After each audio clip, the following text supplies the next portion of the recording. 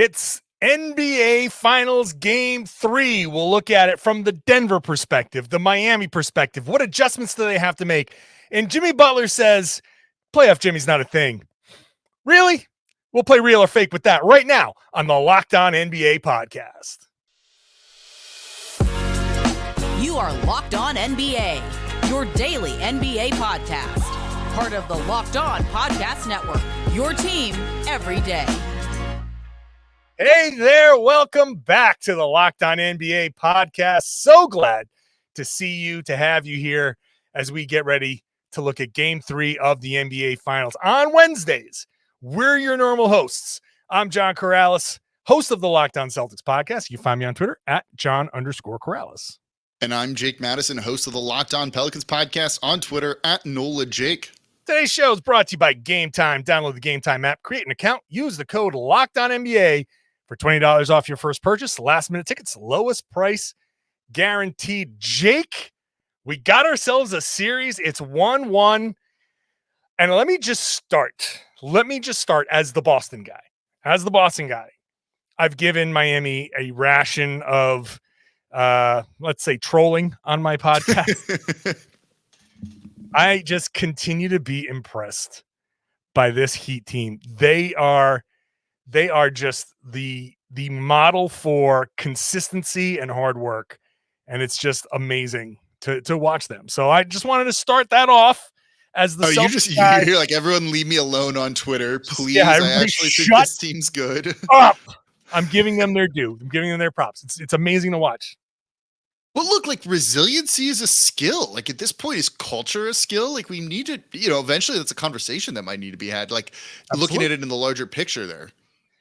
So we'll talk about the driver of all of this, Jimmy Butler, who is trying to play humble right now. But we'll play real or fake with him and his comments where he says playoff Jimmy is a narrative that it's not really a thing. We'll talk about that later. Second segment we'll save for these Miami Heat that we're talking about. But let's start with the Denver Nuggets, who dropped the game at home. That's obviously not something you want to do, having home court, and you give it away in the first set of games there. What's the number one thing for you from the Denver perspective heading into Game 3? What do you need to see from them heading into Game 3? So I have two things, but I think if I'm like kind of ranking them, the biggest one is if they can limit the Heat's 3-point shooting, they're gonna win. Oh, welcome to the club, man. Like, good luck. Yeah, so like that's the thing, right? Like eventually we keep saying like this is gonna run out. Miami's not gonna shoot this way. Who knows? It comes down to that, right? Game 2 was really close, and the Heat shot 48.6%. They were 17 of 35. If that number is not at that point, Denver wins this game. If they miss one more, it's tied and it's going to overtime, right? Like the Nuggets could have won that, and it comes down to whether they can more or less close out and not lose some of the shooters from the Miami Heat and defend the 3-point line better, I think. They're giving up a lot of wide open looks. And I always think when those stats are thrown out there, they're a little bit misleading when you hear wide open 6 feet when you're using the NBA.com/stats site definition, because most 3-pointers are wide open because guys won't take them if they're not wide open because it might get blocked and it's like a bad thing. Sure. So it's something to keep in mind when those numbers get set out there. But man, when you're giving up 18 plus looks that are wide open, like, yeah, you need to do a better job of defending on the 3-point line. And if you do that, I think this series could look entirely different. I have another one, but let's hear what your number one thing for the Nuggets is. My number one thing for the Nuggets is to give Jokic passing options. And that was the big thing coming out of that last game. Ramona Shelburne asked the question, and Eric Spoelstra immediately shot it down, right? And the concept of turning Jokic into a scorer versus, allowing him to be a passer, that is still something that exists, but it's not about what you do with Jokic. And Spoelstra, I think, came back hard at Ramona for a reason. It's almost like a deflection. It's not about what you do with Jokic. He's right. You're not going to turn Jokic into anything. The way you turn Jokic into a scorer versus a passer is you take away the passing options. So you're not defending Jokic any differently necessarily. you're defending the rest of the team in a manner where you see Jamal Murray not shoot well. You see Michael Porter Jr. score 5 points in that game? That just absolutely cannot happen. Aaron Gordon, 12 points. That absolutely cannot happen. They need to create cutting lanes for Gordon. They need to create shooting opportunities for Michael Porter Jr., and they just need to get Jamal Murray free off of some screens so he can catch and shoot a little bit more cleanly. That's the difference between Jokic as a scorer versus Jokic as a passer. Give him the options. Find the options that give him the opportunity to get those assists. When those options aren't there, then he becomes the scorer. So I see Eric Spoelstra's point about, no, it's not about Jokic and he's the god and blah, blah, blah. Like, it's about the other guys and giving Jokic those passing opportunities. And honestly, Murray will figure it out. It's my number one thing. Get Aaron Gordon some baseline cuts, some backdoor cuts, something that gets him some easy buckets that will draw some of the defensive attention. And then the other stuff, I think, opens up more organically because those guys are worried. They have their heads on a swivel about where the cutters are. That's when you start to lose 3-pointers, and that's when those other guys start going. Yeah, that's essentially my second point, right? It's find ways to get some of the other guys going a little bit more. You know, you've got to get Jimmy Butler off of Jamal Murray because he gave him problems and limited him just 8 points in almost 7 minutes of game time where he was the primary defender. That's not going to work if you're the Denver Nuggets. Jamal Murray only took 6 shot attempts against Jimmy Butler, right? You need to increase that number and get him more involved in the offense than where he was before. And he can get looks. It was a good look at the end of the game for that 3 that almost went in, right? Like, he clearly can create some space and separation, but I think having to deal with that defensive pressure all game. So as you said, use him off ball, let him cut, let him move around a little bit more, try and find and hunt favorable matchups. If they can do that and they get him going, I think that's big. The Michael Porter Jr. part, I think, is a little bit more tougher to try and solve because as good as he's been for them at times in this playoffs, you know, you see games like this from him where he is more or less non-existent. So do you need to go to a guy like Bruce Brown earlier, Christian Brown earlier, and maybe limit some of the minutes for Michael Porter Jr. or have like a quicker leash on him maybe? And it's like, oh, he's not feeling it tonight. We can't have him play 25 plus minutes because that might sink us. We've got to go with someone else. And that's going to be on Michael Malone, just kind of the feel of the game, right? This is where coaches can really earn their money of like, oh, nope, can't go with this guy because I don't think he has it. And I need to go a different direction. That's 100% true. It's the Michael Porter Jr. question is going to be a big one in game 3. If he can't be effective and it's obvious pretty quickly, this is like the dichotomy here that's gonna kind of impact the Nuggets. Do you let the shooter shoot his way into rhythm, which is shoot or shoot, and you got to keep shooting until you start hitting? That's what the Miami Heat said, right? They said that after game 1, and look at what they did in game 2. Right. So you have to give him some leash. You can't just miss a couple and then say, nope, he doesn't have it, because he could hit the next 2 and then have it. So it's not about is he missing? It's what types of shots is he missing? How does he look out there? Read his face, read his body language. If that's not good, then you pull him. But if there's some confidence in there, and this kind of goes on Jokic too, to instill some confidence in these guys, just give them that feeling like, I will give you the ball the next time, even if you miss this. So get that confidence in there. My last thing about the Denver Nuggets is get some damn stops. Get some, especially in the fourth quarter. Because Miami is getting outscored. I think the number is like they're outscored by 20 in the playoffs in the first 3 quarters combined. And then they're winning the fourth quarters by like 90. It's a ridiculous number. The Nuggets have to find a way to, it's not about blocking shots or getting steals, just force the miss, play good defense, get your leak outs, get out into transition, and dictate the pace in the fourth quarter. That's the number one reason why Miami wins these fourth quarters is they can slow it down with their zone.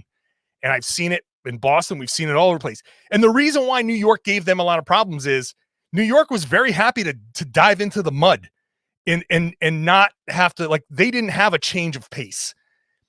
Milwaukee, Boston, Denver, when the fourth quarter hits, their pace changes because of the Miami zone. Denver has to dictate the pace by getting stops and running out in transition. Well, that's also a way to get those other guys going too, right? If you can get Jamal Murray some easy buckets in transition, whether it's off of a defensive rebound and pushing the pace, or off of a live ball turnover, which kill the Heat, right? That's a way to get guys going and get them in a rhythm. If you can get Michael Porter Jr. some points in transition, watch his confidence rise, and let's see what he's capable of doing. That's huge, I think. Yeah, that'll be big. All right, let's dive into this from the Miami perspective next. What does Miami need to do to take a lead, to hold home court? We'll take a look at that next. First, today's show is brought to you by Game Time. Buying tickets to your favorite events should not be stressful. Hey, maybe you didn't even expect to be going to Miami for a game in the finals, and you say, all right, I want to buy some last-minute tickets. Or maybe you're one of my listeners in Boston, and you thought you were going to a finals game, and you're not. You got last-minute tickets for everything: sports, music, comedy, theater. It's all right there.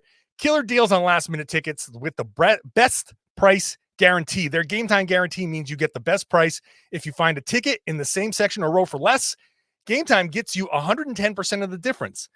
Hop onto the Game Time app. You get images of the seat before you buy, so you know exactly what you're looking at when you get there. You can buy tickets in a matter of seconds. 2 taps, boom, boom, you're all set. And the tickets get directly to your phone, so you don't have to dig through your emails up at the front. No one wants to be that person holding up the line. You don't have to be with the Game Time app. Their lowest price guarantee, event cancellation protection, job loss protection. Why wouldn't you download the Game Time app? Create an account right now. Use the code LOCKEDONNBA. You get $20 off your first purchase. Terms apply, but create your account right now. Redeem the code LOCKEDONNBA for $20 off. Download Game Time today. Last minute tickets, lowest price, guaranteed. Want to thank you for making Locked On NBA your first listen every day. We got the finals covered like nobody else, so make sure you're checking out Locked On Nuggets. Make sure you're checking out Locked On Heat. Obviously, Locked On NBA all week long. Howard Beck on the show.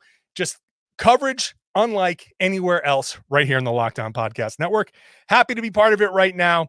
Let's dive into the Miami side, Jake. And I think my first thing for Miami is just control the pace, keep things at your level where you like to go, that speed where you like to go. Just keep it close. It's the Miami formula. For me, there's nothing to change as far as Miami goes. Keep it close, defend, get to that fourth quarter, rely on your zone defense, and then just keep attacking those mismatches that you can find.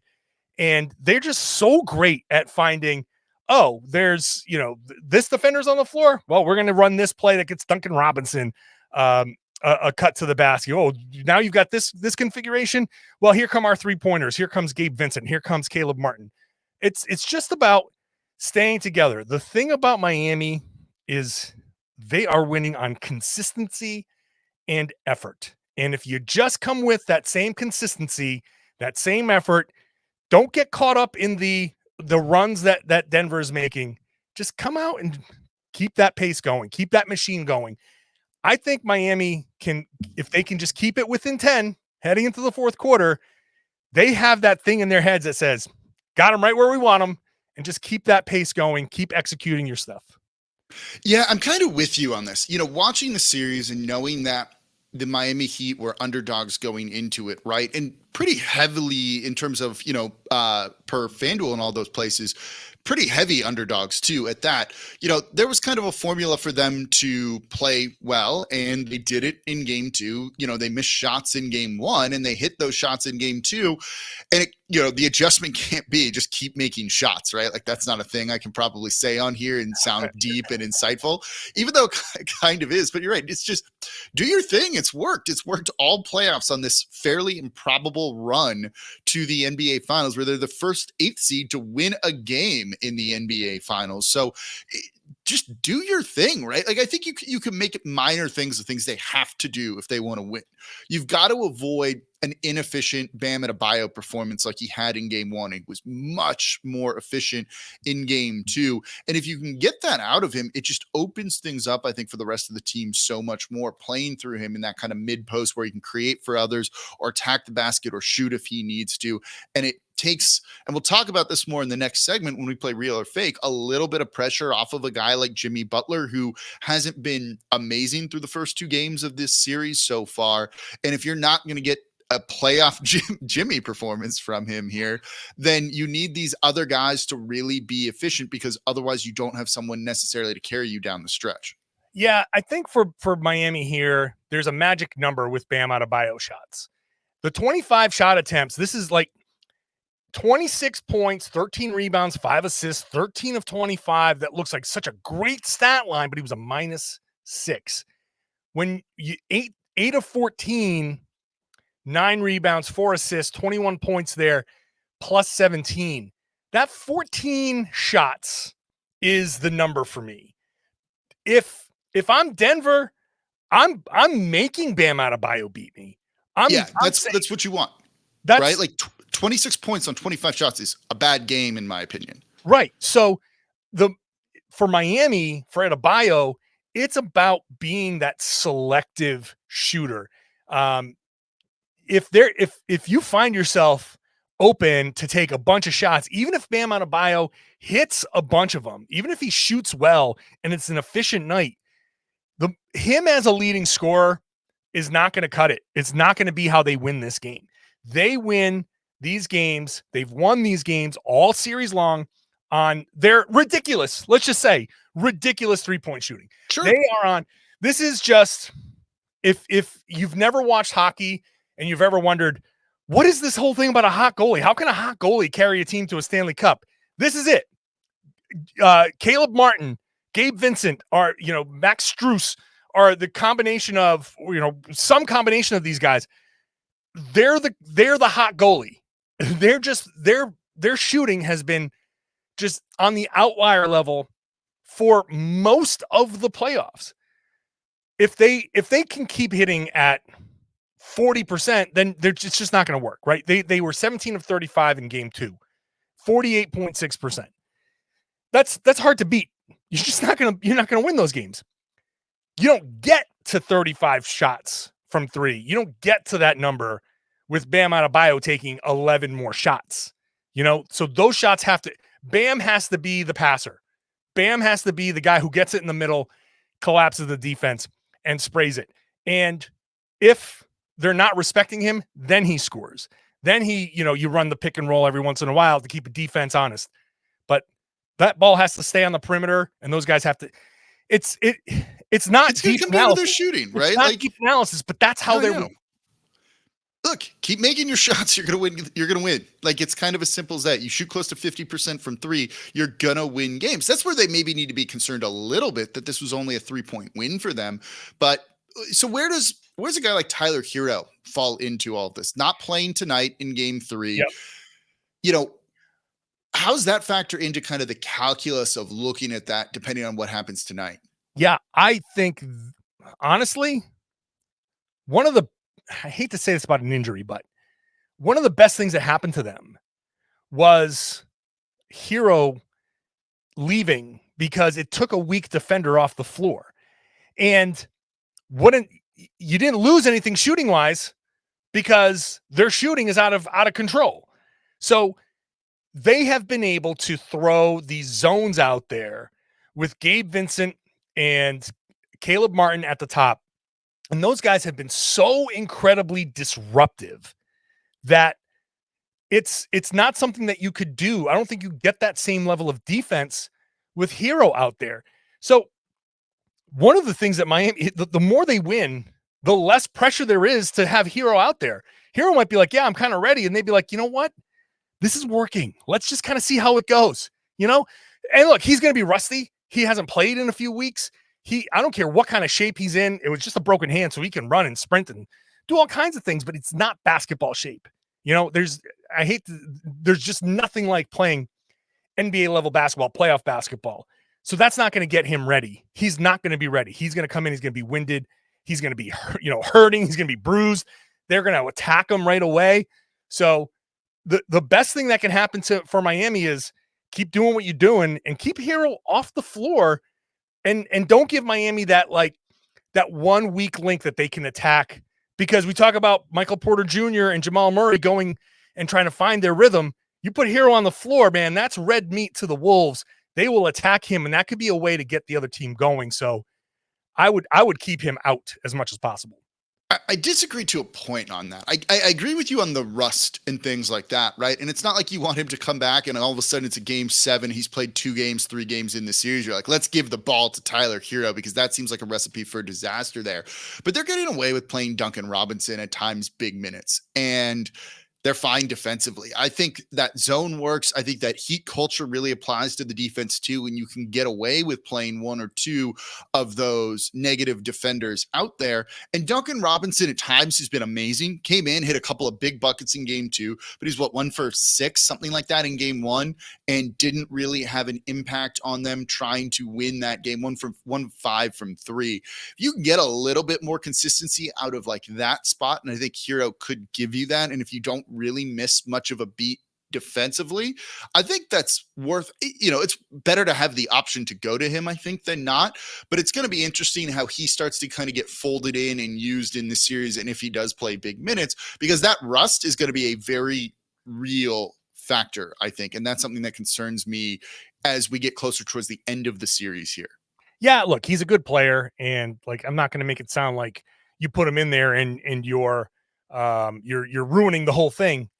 But this is working. You got to the NBA Finals, right? You got there, and you're 1-1. You tied. You just stole home court. I'm not messing with anything. Until I absolutely feel like I need to. So they could activate him. I don't know. I wouldn't play him. One last point: free throws. Miami getting to the free throw line 20 times in game 2 versus 2 in game 1 was huge. So Miami, from their perspective, stay aggressive, stay attacking, draw those fouls, see if you can get Jokic into that foul trouble, see if you can get somebody like Jamal Murray into foul trouble, Michael Porter Jr. into foul trouble. If you can get those guys into foul trouble, they, KCP fouled out. So like those guys, you need to keep ramping up the pressure on them and get to the free throw line. That's my last point. All right, let's play real or fake. Jimmy Butler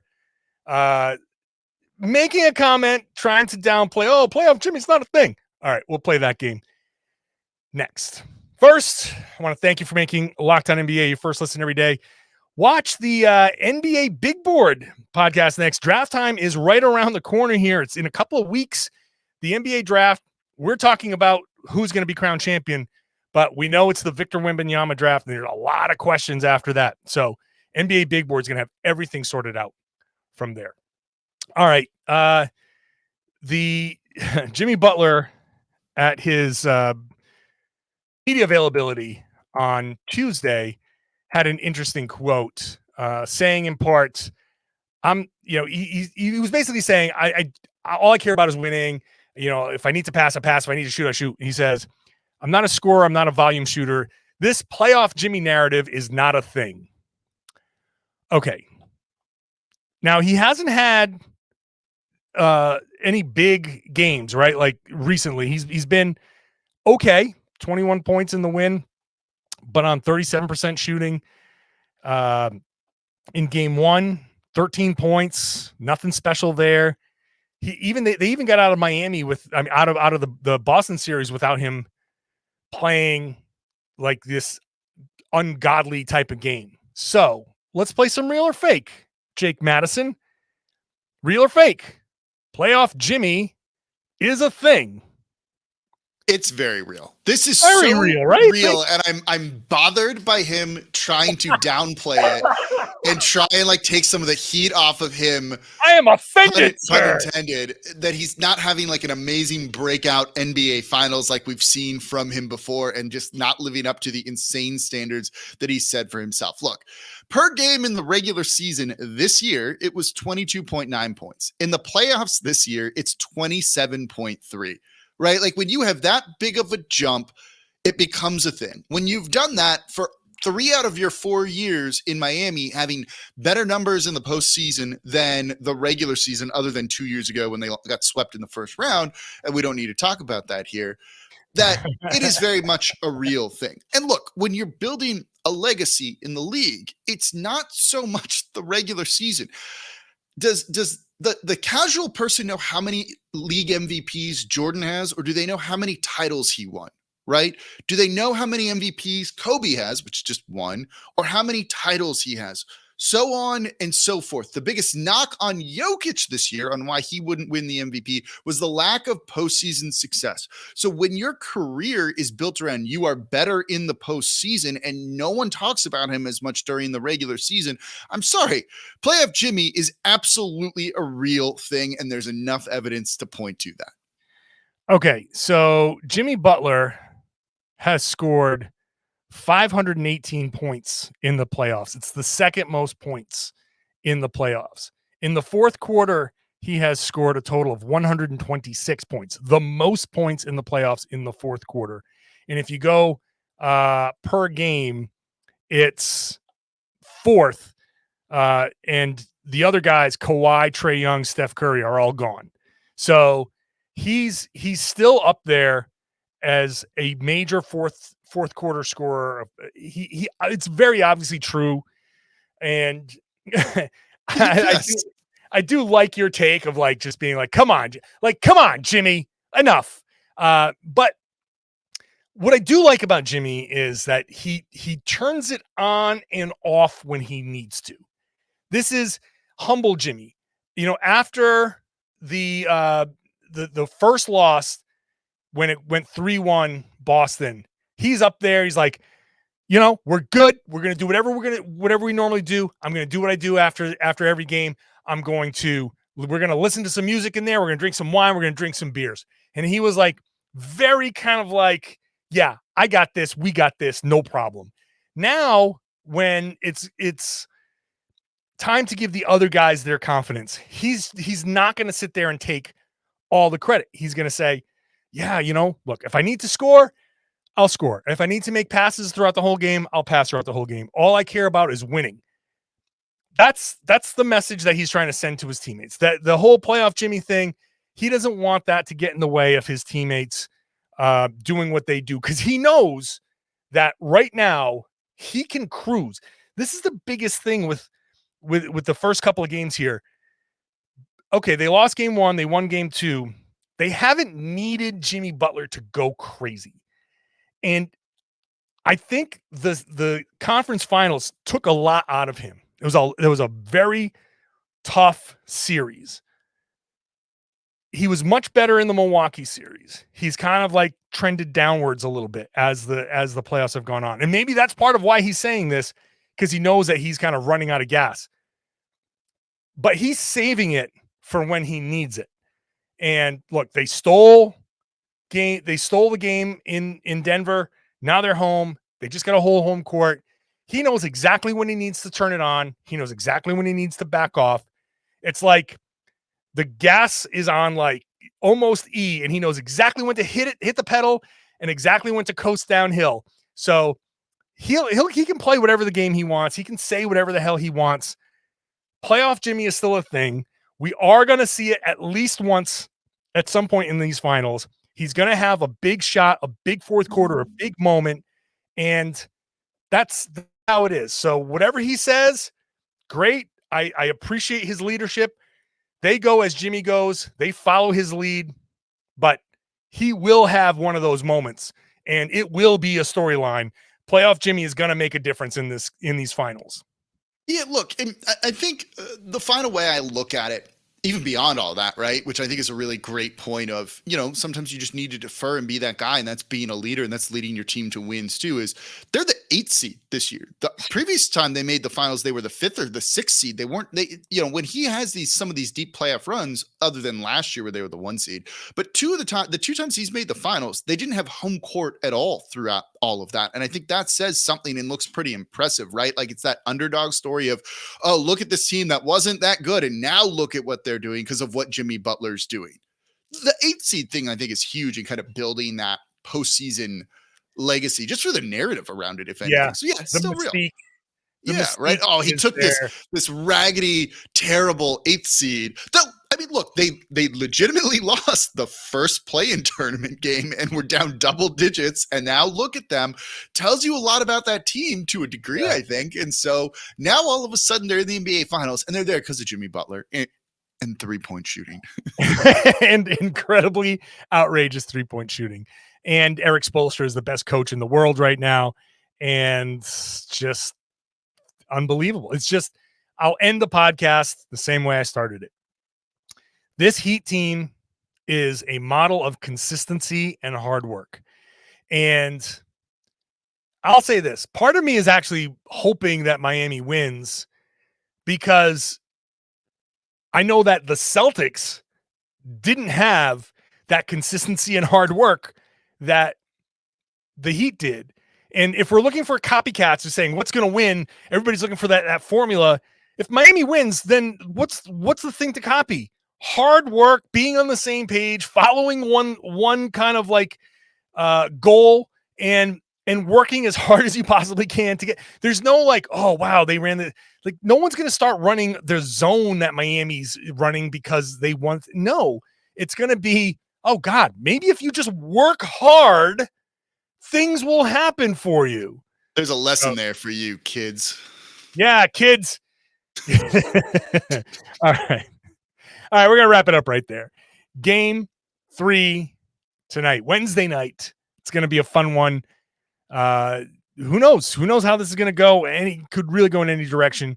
So make sure you catch the guys tomorrow, Nick and Pat, to get the full recap, plus the guys on Locked On Heat, Locked On Nuggets. They're going to have you covered every way possible. As usual on Wednesdays, though, we're your regular hosts. I'm John Karalis, host of the Locked On Celtics podcast, at John_Karalis on Twitter. And I'm Jake Madison, at Nola Jake on Twitter, host of the Locked On Pelicans podcast.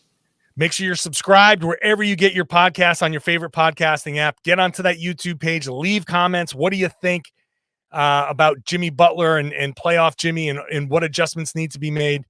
And would love it if you regular everydayers share the podcast and spread the word and told everybody that they should be listening to and watching the Locked On NBA podcast right here on the Locked On Podcast Network. Your team every day.